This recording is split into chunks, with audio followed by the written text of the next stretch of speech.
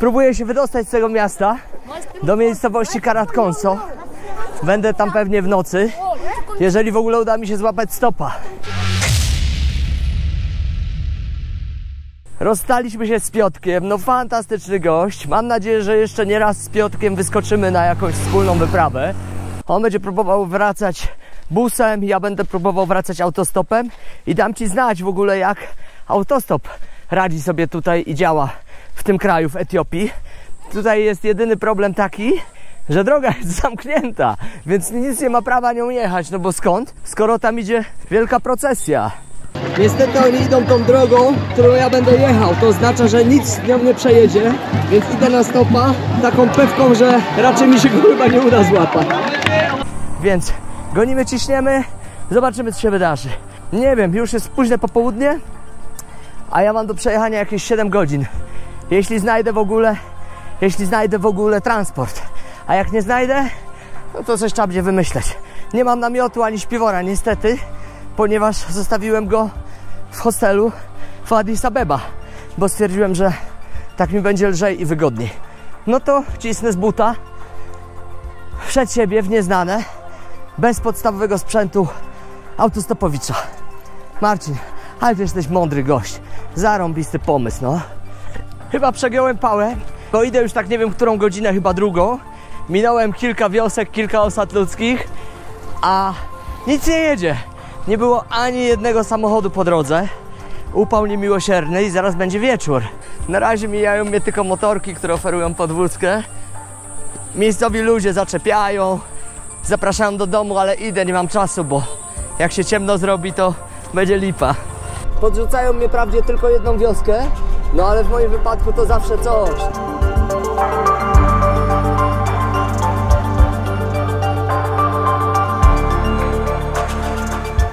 Idę sobie ulicą, łapię stopa, bo mnie wysadzili. Kolejne pół godziny minęło. Patrzę, typ stoi, pali liście. No i gadka szmatka, okazuje się, że po angielsku mówi. No to mówi, chodź do mnie do domu. No to wziąłem normalnie i przyszedłem. Tu cała jego rodzina. No bardzo miły, bardzo sympatyczny. Z racji tego, że już jest wieczór i późno, no to chyba się kimnę u nich, ale nie mam kurde ani śpiwora, ani namiotu, ani nic. You are very danger man. You are very danger man. You are my brother. So what this you for use? Why? What the meaning? What the meaning? The idea is to show people in Europe that your country is worth to visit. Okay. Because they are nice people, beautiful nature, beautiful landscape, mountains, animals, everything is nice here. But I have one question. Yes. Out of I think at this time it's likely this see this. Yes. But why use for personal use? Why? They give you money? No. Oh. It's just for fun. You work only for satisfaction? Yes. Oh. Yes. Oh. Why not? I can do everything.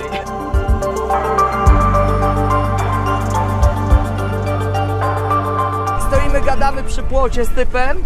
On mówi, że już mi rozkłada w domu sobie u siebie prowizoryczne łóżko, bo nie mam śpiwora ani namiotu. A tu nagle jedzie tir. No i co? Machamy ręką, zatrzymuje się i jest nasz ziomal nowy, nie? I jedziemy. I wiezie mnie aż daleko, daleko. Dokładnie tam, gdzie chciałem. Więc nie pamiętam nazwy miejscowości, ale będziemy jechać razem parę godzin. I będzie fajnie.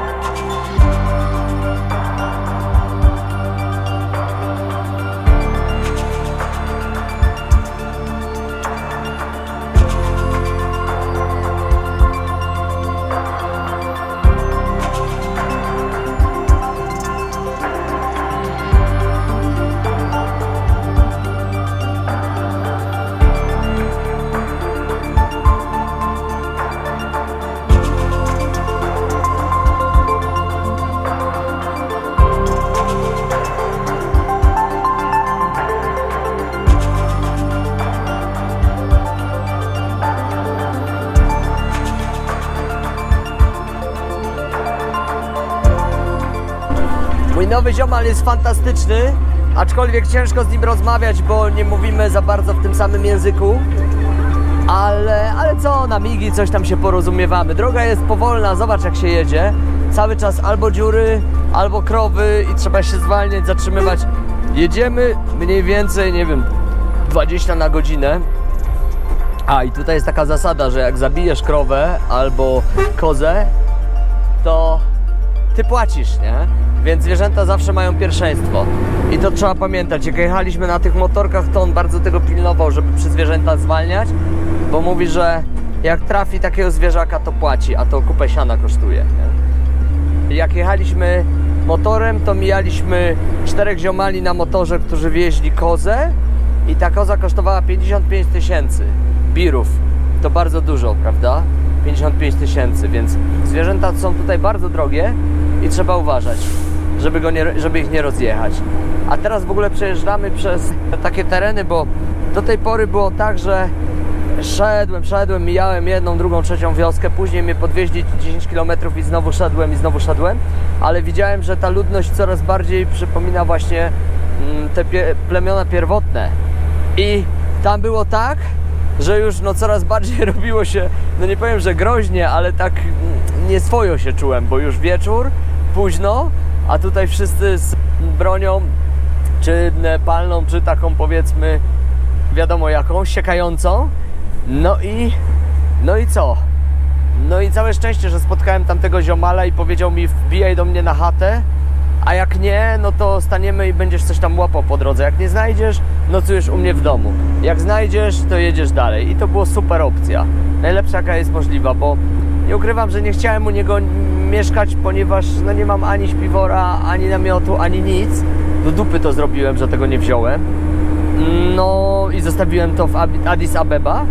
A teraz siedzę w samochodzie i jadę. Przyjedziemy, będzie środek nocy. No spróbuję znaleźć jakiś hostel. Właściwie nawet nie po to, żeby się przespać, bo mógłbym teraz się kimnąć tam na kanapie, tak jak zawsze to robiłem jeżdżąc tirami, ale żeby wziąć prysznic. Jestem totalnie przepalony, przepocony, brudny, śmierdzący i de facto jak wezmę prysznic, wyszoruję się, wykąpię, wypiorę rzeczy i rano założę, to będzie super. Będzie nowe rozdanie, nowy dzień i na bank złapię jakiś transport i będę jechał dalej. Postanowiłem, że już będę jeździł stopem aż do stolicy. Będę unikał transportu publicznego, bo stop jest fajny, ciekawy. Tylko że po angielsku nie gadają, tamci też nie gadali. Ale tamci byli śmieszni, ten zadzwonił do swojego brata, on mówił po angielsku. Wszystko wytłumaczyłem, on mu przekazał, było wesoło. Szkoda, że tylko 10 km jechali, bo jechali mega wypasioną furą. I szybko jechali, bo to była terenówka, a tutaj jedziemy naprawdę 20 na godzinę. Ten odcinek, nie wiem, jechaliśmy 5 godzin wtedy busem, który zasuwał, to teraz będę, nie wiem, czy nad ranem w ogóle nie dojadę. No zobaczymy. No jak już sobie tak jedziemy i nie ma o czym gadać, to ja pogadam do kamery. Przede wszystkim powiem Ci, że to jest ciekawe, bo znowu zatoczyłem koło. Znowu ruszyłem na samotną wyprawę, bez żadnego kompana, ale akurat spotkałem na swojej drodze Piotrka. Właściwie to spotkaliśmy się już w Warszawie na Okęciu przy wejściu do bramek, które miały nas zawieźć do Etiopii i od razu żeśmy się zgadali. Okazuje się, że Piotrek to jest niesamowity, fantastyczny gość. Facet przejechał 109 krajów, głównie tak jak ja, autostopem i przede wszystkim głównie sam. Więc to jest mega ogarnięty, samodzielny podróżnik, który naprawdę sprzedał mi całe mnóstwo różnych fajnych patentów. Na przykład nocował wielokrotnie na dachach wieżowców, bez namiotu, bez niczego, bo wiadomo, tam gorąco w tych ciepłych krajach. On głównie właśnie jak podróżował po Iranie, Arabii Saudyjskiej, jakichś takich krajach, to tam nocował. Czyli generalnie znajdujesz wysoki budynek, wbijasz po klatce schodowej na samą górę, na dach, otwierasz sobie jakąś tam drabinkę, wchodzisz na dach, cichuteńko, żeby nikt nie widział, nie słyszał i śpisz na dachu. Powiem szczerze, no tyle jaj i fantazji to ja nigdy nie miałem, żeby wpaść na coś takiego i żeby tak nocować.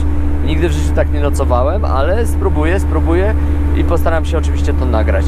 Bardzo ciekawa koncepcja, ponieważ śpisz wtedy za darmo. A generalnie jest szansa, że nikt w środku nocy się na samym dachu wielkiego wieżowca budynku nie będzie kręcił i ci przeszkadzał. Chociaż no nie jestem pewien. Ale on tą metodę sprawdzał wielokrotnie i mówi, że super. Więc Piotrek mega fajny, ogarnięty podróżnik. I to była naprawdę wielka przyjemność, wielka radość z nim popodróżować. Zrobiliśmy z nim cały zachód kraju, spory kawałek północy i spory kawałek południa. Drugą zaletą tego było to, że dzieliliśmy koszty, więc jakieś tam podwózki w nocy taksówkami na autobusy i tak dalej, no to dzieliliśmy. Tak samo negocjacje wszelkiego typu safari też były bardziej udane, ponieważ wiadomo, 2 osoby to od razu 2 razy większy biznes dla tych gości, którzy to organizują, więc naprawdę fajnie było pod tym kątem i w ogóle mi się super z Piotrkiem podróżowało, ponieważ było tak, że on sobie, ja sobie. Każdy z nas jest samotnym wilkiem i każdy z nas lubi być sam i to było świetne, bo autentycznie mieliśmy w 100% takie poczucie, że każdy z nas sobie poradzi bez drugiego i nie musi się tam przejmować kimś, ale podróżowaliśmy wspólnie, bo to było fajnie i ciekawe. Te 2 dni na motorach nas naprawdę mocno wymęczyły, więc zobacz, no muszę Ci to pokazać. Przepraszam, że tak przerywam wątek co chwilę, ale zobacz, jaka kolorowa ludność tubylcza, jak oni wyglądają. Widzisz? Okej. Wracamy do wątku, na czym to skończyliśmy. Na tym, że ta podróż... O, super. Ta podróż tymi motorami nas wymęczyła. Z 350 km przejechaliśmy i ci goście tak zasowali, że obydwaj zgodnie z Piotrkiem stwierdziliśmy, że no mamy tego dość, już będziemy unikać motorów. To było bardzo nieodpowiedzialne i w sumie trochę głupie z naszej strony. To było absolutne ryzyko na granicy w ogóle zdrowego rozsądku, bo takim motorem po takich drogach jako pasażer, powiedzmy 100-120 na godzinę, no to szaleństwo.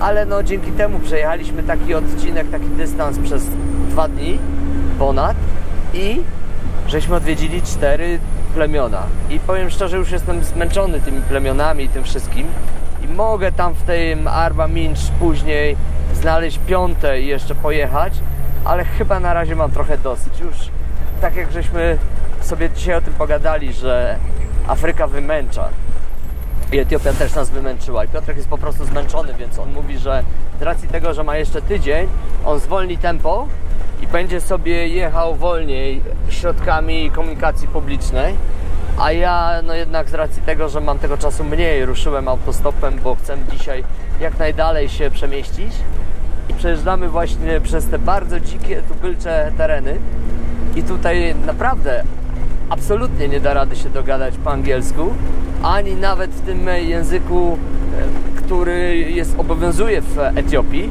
trzeba znać lokalne języki, więc no przejazd tędy autostopem jest bardzo dużym wyzwaniem, to musisz mieć na uwadze. Na pewno nie rób takiej głupoty jak ja i zabieraj sobie namiot. Właściwie ten namiot w porze suchej nie jest potrzebny, bardziej moskitiera i jakaś mata. Śpiwór też nie, bo tu jest tak gorąco w nocy, że de facto prześcieradło wystarczy. Więc masz prześcieradło, moskitierę, to Ci spokojnie wystarczy. Plus jakaś mata oczywiście, żeby nie spać na kamieniach, jak się nie wyśpisz. Z Piotrkiem żeśmy uzgodnili, że Afryka wymęcza i dlatego Piotrek powiedział: kurde Marcin, dobrze robisz, że robisz teraz Afrykę, jak jesteś jeszcze młody, silny, zdrowy, bo z roku na rok będzie naprawdę coraz ciężej i trzeba robić te najtrudniejsze kraje na początku, po to, żeby później robić kraje o wiele łatwiejsze. Gdybym robił Afrykę w wieku 20 paru lat, czy tam 30 paru, byłoby mi jeszcze znacznie łatwiej. A ja robię ją w wieku 46-47 lat i to jest już spore wyzwanie, powiem szczerze, naprawdę. Mam bardzo dobry stan zdrowia, dobrą kondycję i jestem odporny na wiele niedogodności, ale mimo wszystko jednak im wcześniej zaczniesz robić Afrykę, tym lepiej. Dla Ciebie oczywiście. Muszę Ci to pokazać. Jestem w środku buszu. Miejscowość nazywa się Karat Komso. To jest na drugim końcu świata. Nie znajdziesz po prostu. Dalej już tylko bushmeni i te wszystkie plemiona. Środek nocy. Przyjeżdżam tirem obładowanym jakimś żelastwem. Jechaliśmy chyba, nie wiem, z 8 godzin. Ale super. I zaszalałem. Wziąłem najdroższy hotel w miejscowości Karat Komso. 33 zł. Tak wygląda pokój. Pierwsze lustro w tym kraju, które widzę. Było w jednym hostelu lustro, ale niestety nie było światła, więc nie dało rady się ani ogolić, ani nic. A tam jest wypasiony prysznic, europejski kibelek, no wszystko na najwyższym poziomie, więc biorę prysznic, robię pranie, odpoczywam, a jutro pomyślę co dalej. To był świetny pomysł, że nie pojechałem transportem publicznym. Dlaczego? Nie tylko dlatego, że zaoszczędziłem i mogę sobie teraz pozwolić na mega turbo wypasiony hotelik za 33 zł, ale też dlatego, że jak podróżujesz tirem, to tam jest full miejsca. Mam to nagrane, zobaczysz, pokażę Ci. Natomiast jak podróżujesz transportem publicznym, to podróżujesz tak.